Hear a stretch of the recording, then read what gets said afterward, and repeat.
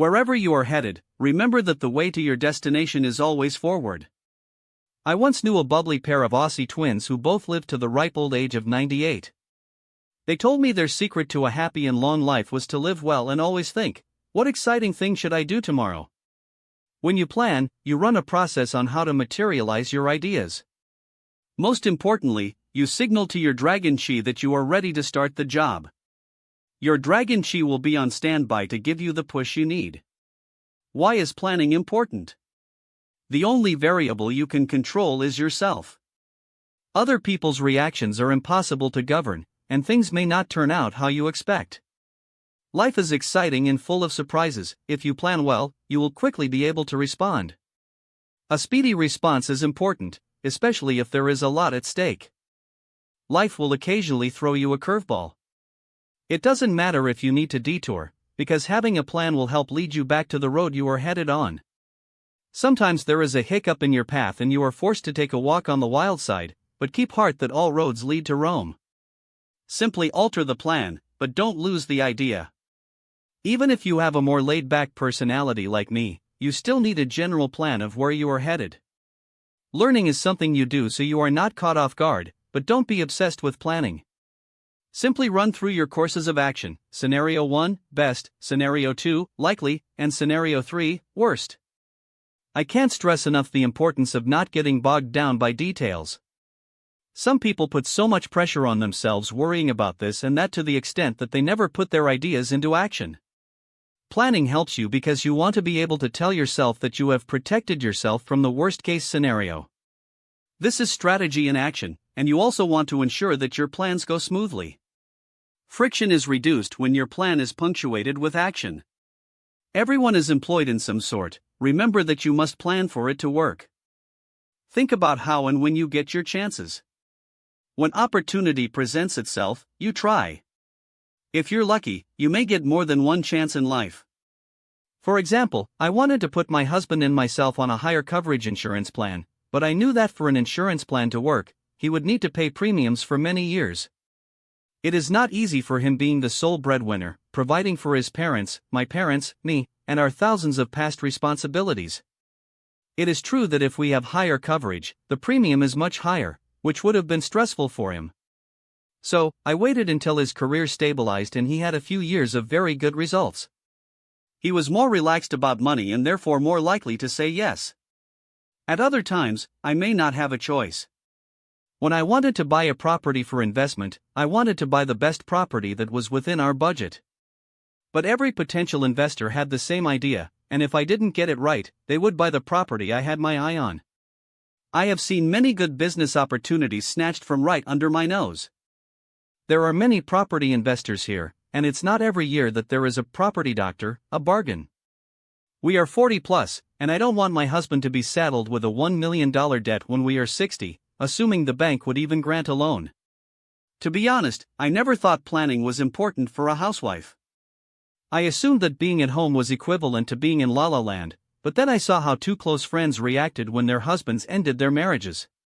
The first one immediately sprang into action. She went to the bank and withdrew money from their joint account and went to a lawyer to find out about her rights. The second one was in shock and kept telling us the husband would return to her. In the meantime, the husband cleaned out their bank account and instructed a lawyer to send divorce documents to her. He also asked the agent to start looking for a buyer for the flat. So, if you are not planning, you can be clueless about what you need to do if things happen. If you are ambitious like my husband, I will teach you a winning trick to get to where he is today. But first, you need to accept that working hard and making sacrifices is a basic requirement.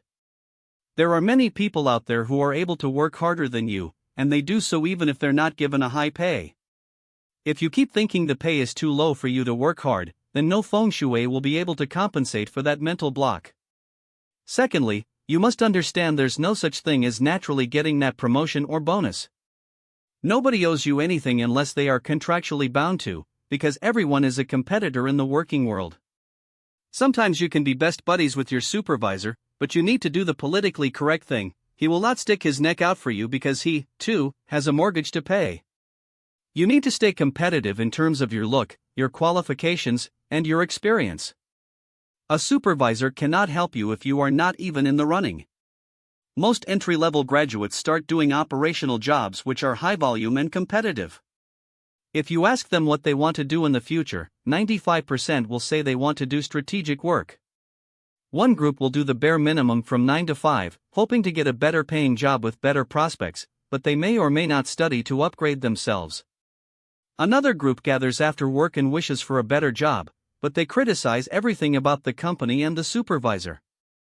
They blame the university they studied in, the economy, and the hardness of life in Singapore society. Nobody in this group has the right mentality to upgrade themselves. Then there is the group that will stay back and process more forms in the hope that they have a more relaxed day tomorrow.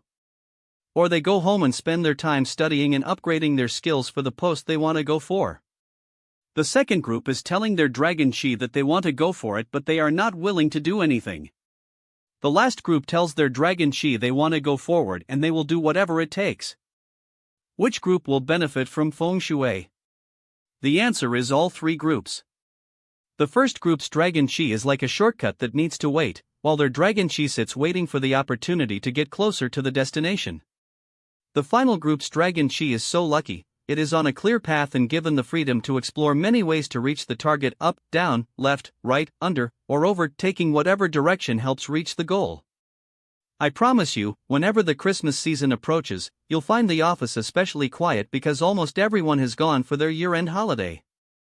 You will find plenty of time to sit in the office and think about what you can do to make life easier for you and your colleagues. The Singapore government likes to use the term increase productivity. For example, if you work with a huge volume of repetitive data, Microsoft Access is a powerful software for handling and managing data. You will be able to do some simple programming to read data for your department. Yes, it sounds like work, but many people refuse to do it simply because when they first took over the post, the predecessor had already keyed everything into Excel, so they continue with it even though the volume has grown. My husband does not need to handle huge repetitive data because he has a different job nature, but he also started doing mundane operational work. I know it was good for him because he loves to read programming books and attend computer courses. He really is an expert at using advanced functions in Microsoft Excel. His most marketable talent is that he is a genius at Excel macro programming. It was not easy to get to that genius level. It involved many days of personal leave, hunched over his laptop at home, and challenging himself to create the most effective programs. He applied this on the job to simplify work. But don't be discouraged if you are a computer nut like me. You can always work with your IT department on your ideas and let them design the program. There are many benefits to coming up with methods to cut down on processing time. The most important benefit is that you make your boss look good. When you are credited for your hard work, you are more likely to be promoted. All you need to do is make sure you're in the running for promotion. Incidentally, if you work on improving work processes during the Christmas break, it signals you are ready for that next level. What must you do for promotion? First, you need to fix the Feng Shui of your home office. I know we don't have much control over the office fixtures because HR assigns us our desks, but just try your best and do what is possible.